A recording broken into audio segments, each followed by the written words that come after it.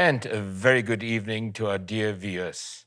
Thank you for tuning in to this week's Talk to Sven. It's really great having you probably on our last program on entrepreneurship for this year. And I'm really looking forward to our entrepreneur today. As usual with me, I have Salma Moses, who does the sign language interpretation. And Salma, thank you for being here today.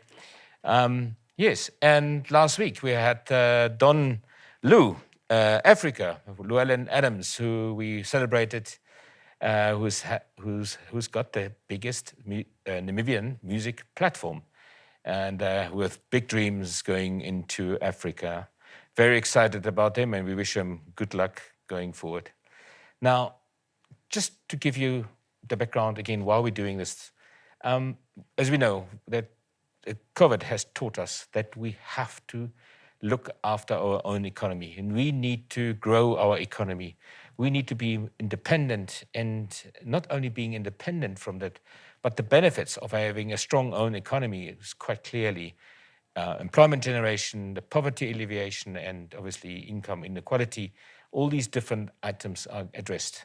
And that's why it is so important that we do and recognize every single effort of any entrepreneur of making a difference for our nation. And tonight we have got a young gentleman, if I may say so, Levi Hamuokoto, who is the Chief Operating Officer of and founder of KOSHA Cleaning Services. Levi, welcome and good evening. Thank you, Sven. Good evening to you too. It's a wonderful thing to have you, and a very exciting industry, in fact. But before we kick off, how did this whole KOSHA cleaning services actually start? Great. And maybe, what is it all about? Good question. So KOSHA, what KOSHA means is wash in my vernacular language. That's in Shiwambo. So basically, how it all started, it was back in 2017. And yeah, so we're just having informal meetings with my current partners now. And we're just sharing memories of our grandparents. Me growing up with my grandfather, specifically, he was always proud of what he used to do. He was a domestic worker back those years in the farms.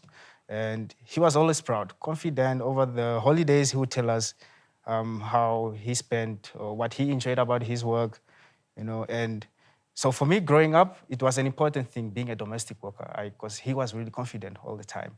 And as we are sharing these memories with my current partners, we looked at how can we, in today's life, things were different back then, but in today's life, how can we still keep that area or that industry, being a domestic worker, so important? How can we make those people feel important again?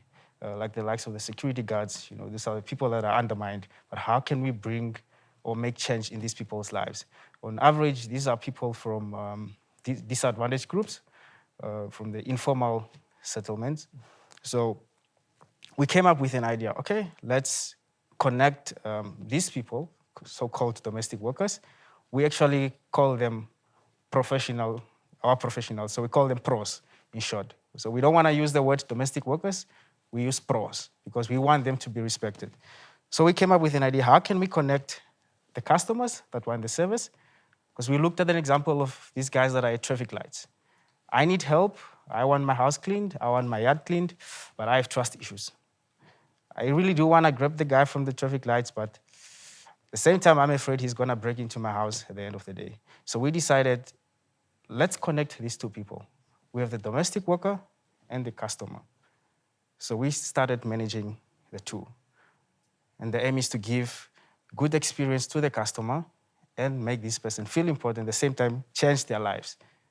So that's how it all started. Then we came up with KOSHA. So we're having a whole name change and all that. Finally, we decided to have it as KOSHA, just straightforward wash. Wow. I must honestly tell you, when I'm listening to you, everything you said is like, that is my dream about, want people to think about themselves. Mm-hmm. Now, I must actually come back. What did your grandfather tell you? Why was he so proud? Because, that's it's a very important matter to share with our audience. What did he tell you? Why was he so proud of the work he did? Great. So why he was proud? Well, I think he's just a confident guy. He was really just proud of what he has done, because he was making, or he was also giving an impact to his employer. So one thing he always told me is that, so these people go to work with clean shirts. They are in the meetings with clean shirts that I have ironed. So the compliments he was getting from his bosses by then made him feel confident of his work. Sure. So that's why he kept sharing his story that, I'm confidently, or I was confidently a domestic worker. I used to work. It was jokes that we always made with him, but what I picked up is that he was confident. So how I grew up looking at domestic workers, they were very important to me. Yeah. But I think the interesting part about it, and I know I have to, I'm really keeping at it this a little bit. Yeah. I think it is this whole thing. We talk often about purpose. He knew he had a purpose. Yeah. He knew that he cleaned the shirts or the clothing or whatever he did then was for the bigger purpose, for the success of the company, for whatever.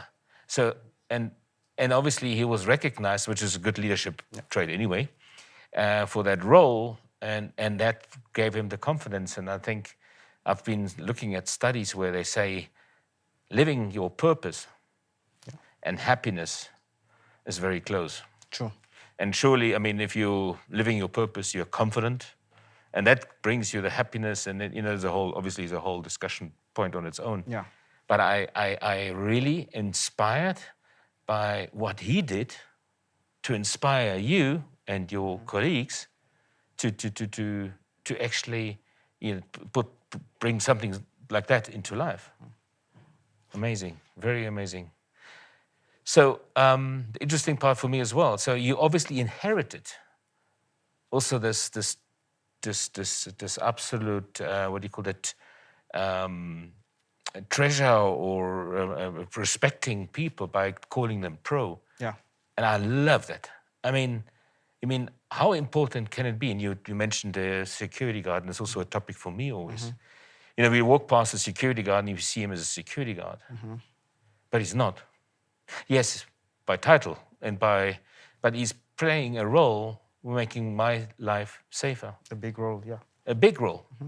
And I mean, if you go into a shop and you are scared that somebody may rob you, You run to the security guard. It's the first person you go to. Yeah. They protect our money. Exactly. Yeah. And I also love the topic that you talked about. It's like you see these people that sit on the street. They want some work, and there's a trust issue. Yeah. It's for me. It happens the same. I think, how can I help? But I don't want to know. I don't want my stuff not to be later not there anymore. But you or something. do want to help. It's just it's a trust issue. Wow, amazing, very inspiring. Now, about your company, how many people are you employing now? Well, to date, we have about 35. Wow. 35. We started off early. Actually, the first time we launched was 2018, February, where we started off with about 6. We started off with a few of them. And it kept growing. We had about 25 mid-year. And to date, we have 35, I have to say. And again, we recently actually absorbed about 5 from the tourism industry. Those are the unfortunate ones that were retrenched from that space. So we absorbed about 5 of them, which brings us to 35. And again, if you look at the impact, we always count that one person employed has about an impact on 20. So if you take that 35 times 20, is obviously your 700 people you're impacting, by the person in the village, your grandmother, somebody who gets employed again in that home and so forth. So it has a major impact. And what services does that include, Levi? What type of service do you provide? Okay, so we are mainly in the hygiene space. That's the core of our business, whereby we offer the residential cleaning services. which we call house cleaning services, laundry services. We also have commercial services, whether it's to clean up your office or laundry for guest houses. And then we have yard cleaning services. Recently, we introduced the disinfecting services since the COVID came up.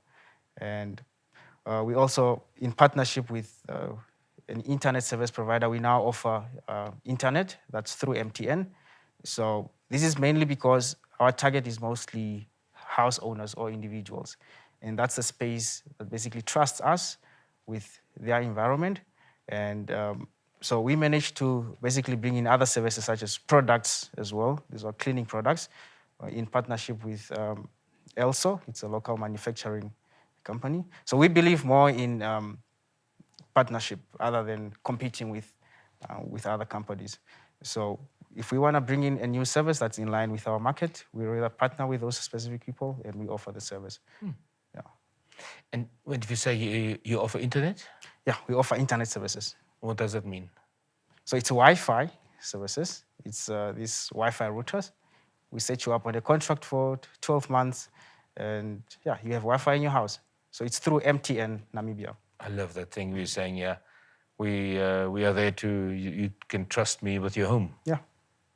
So Wow. whatever you need in your house, we'll give it to you. You can trust us. Wow. I think in today's life, how important is that? To take someone into your home, it's not so easy. It's not so easy. And I mean, I have to emphasize, we have contract customers, for an example. So what this means is that they decide how often do they want us to send in our pro. It could be once a week, and mostly it's during weekdays. This specific customer is at work, so they trust us, and they give the key to our pro. The pro cleans the house, and when they come back from work, which is the customer, their house is cleaned. Wow. So the trust issue is, well, I have to say, the trust is there to a point where we get the customer's keys because we actually vet all our pros. So what we are trying to do is empower them and vet them and make sure that we work with trusted and reliable pros. So it's just a matter of, it's a training that you need to do and basically make the person trusted. And also, on the other end, you have to ensure your customer that, yes, you can trust our pros. They will come into your house, clean your house, and nothing's going to get lost. Wonderful. Let's have a look at a short promotional video from the KOSHA Cleaning Services Company. Right.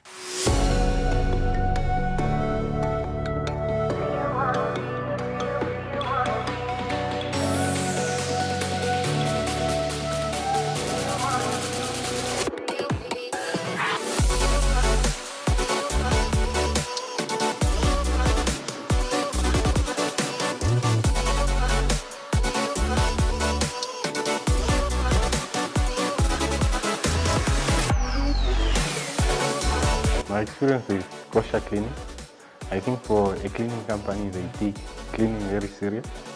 Okay, why I would recommend KOSHA compared to other companies in the market, I believe they are the best. They have friendly customer service, and most importantly, they are very affordable from the packages that they offer. If you are not making use of them, I seriously do not know what you are missing.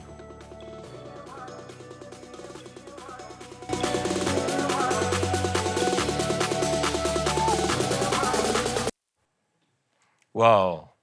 Anyway, there you have it. And I see your staff is dancing there, good spirit. Yeah. Like I said from the beginning, it's a confidence. They are confident of who they are, so they are not shy at all. Levi, I mean, I know that, all these things are, as an entrepreneur, things are not that easy. What are the typical challenges you picked up from when you started 2017 and up to now? What were the challenges? Please share with us. And I think, especially to give hope to young entrepreneurs, that it's not always flying or easy sailing. Yeah. What are the biggest challenges for you? Well, I have to be frank. It's not an easy journey at all to decide on going for the entrepreneurial journey.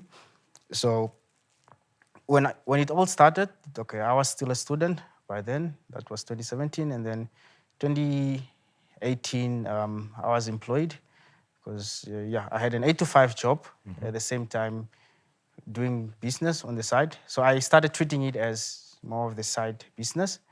However, that was last year, I had to make a decision of actually going full time.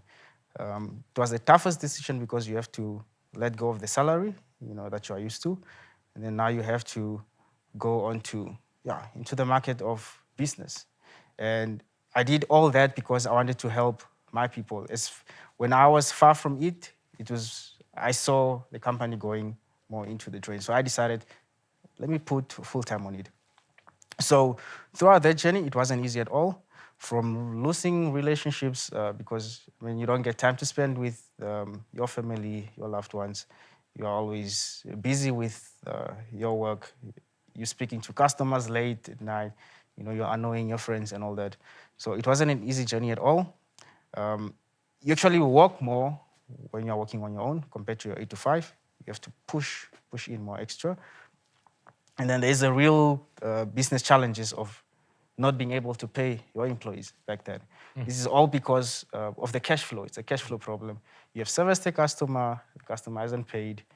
Month end, your pros want to be paid. They've done their jobs. It's not their fault. So such challenges also taught us how to start managing the whole process on how to handle the cash flows and all that. It wasn't an easy journey at all.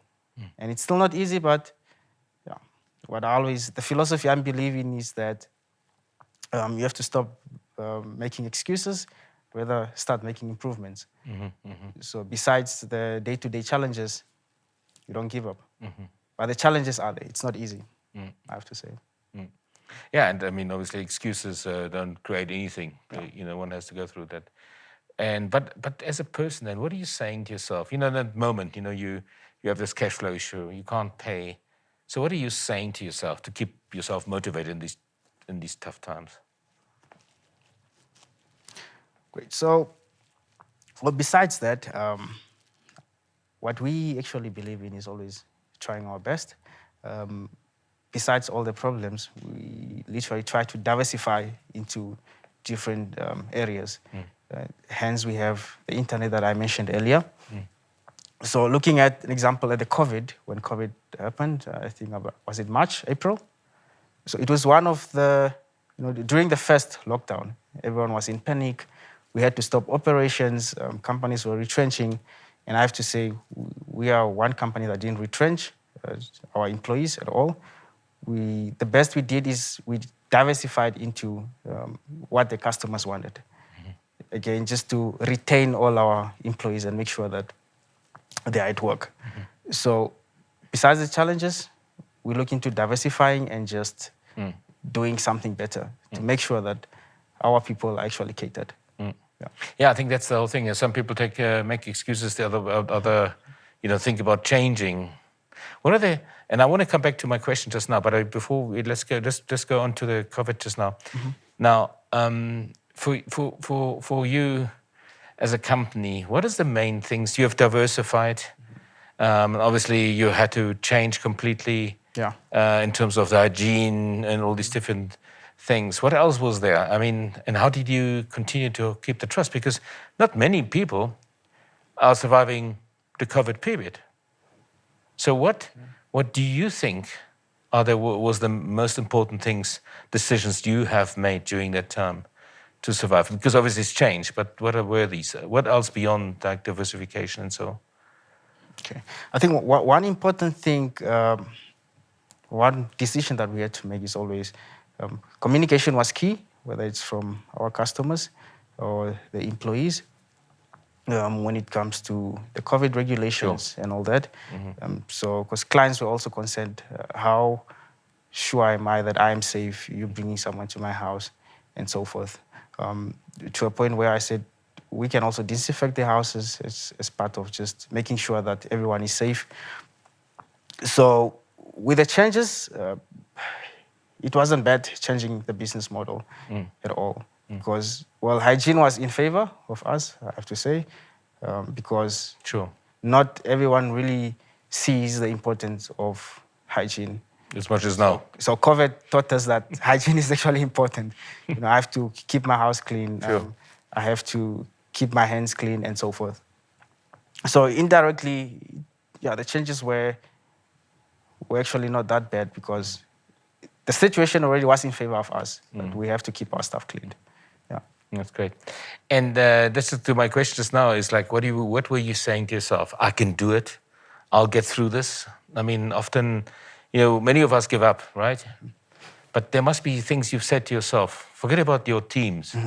That you just looked in the mirror and you said, I can do it. Well, I have to be honest, there are some days where you wake up and you're just like, you know what? I'm tired. You go to bed late, you wake up early morning, and yeah, you tell your colleagues, I need some rest, But again, thinking about your people, Yeah. you can't give up. Yeah. So as much as I'm tired at some point saying, I can't do this, there's always that voice behind my head that, remember, you have the people that you are taking care of. Sure. And you need to keep pushing. The moment you stop, then you're also going to cut something in someone's life. So the whole idea is that we are at the mission of changing the lives of these disadvantaged people. And basically, hence, we say we manage the whole relationship. We actually lead to find customers for them and making sure that the customers actually the people from the formal economies. So what we do is that every dollar that comes from these people has to make an impact into our people from informal settlements. So, yeah. Wow. Yeah, and then I think that's a great for entrepreneurs, young entrepreneurs. There are these days that you just want to give up. You just want to give up. But if you think it's about normal. all the people you impact, like we talked about 35 impact 700 people, and you give up, what's going to happen to them? Then what motivation would be there just not to give up? And I think Give up at all. yeah, the impact of not doing something is so dramatic, much more than the impact of really suffering it through or holding it through. And I think what keeps also motivating me is I always reflect back how we started. When we started, we were actually doing the cleaning ourselves as well. We went in as far as going into the customers' houses with the partners, doing the cleaning ourselves. And yeah, it wasn't easy at all. Over the weekends, we would do the stuff ourselves. And looking at the little growth that we had, the lives we have changed, looking at people that are still with us since the day we started, that motivates me, that they trust me to change their lives. For a person to be with you since 2018 until today, then definitely there's something right that you're doing. Though it's not perfect, it's changing their lives. And what I have to say is, also what motivates me is that when COVID happened, there was that stage where operations were stopped, and we haven't seen our people in about a week or two. So we decided with some of my partners, okay, let's go visit these guys. Let's see where they live. And we took an afternoon, we had a whole journey driving to them, into the shacks, seeing where they live, how they are surviving. And this motivated me actually to work harder every day. That, wow, this is where our people live. To a point where I had to basically understand why they are sometimes late for work. It's because this gentleman or this lady needs to walk for an hour just to get to the nearest taxi rank. So seeing all that, it really changed our perspective as well to the business. So these people they try really hard just to make it to the customer's house. I mean, there are appointments that start as early as 7 o'clock. So this guy has to wake up at 4 or 6, so early. And yeah, looking at their living conditions, it's not that good. We sleep in lights, air cons, and all that. So what keeps motivating me is just to keep these people going, change their lives. The little I'm doing will also help. Though I don't get them to live in Kommersdal or wherever in Kleine. At least they are surviving. They can support their kids. They can support their families with the little they have. I can hear you're passionate about that topic, and I think it's very inspiring. I mean, it sounds like you're doing your grandfather's Or was it grandfather, right? Yeah. Grandfather's job already, isn't it? Yeah. Excellent. What's your dream? What's the dream for KOSHA?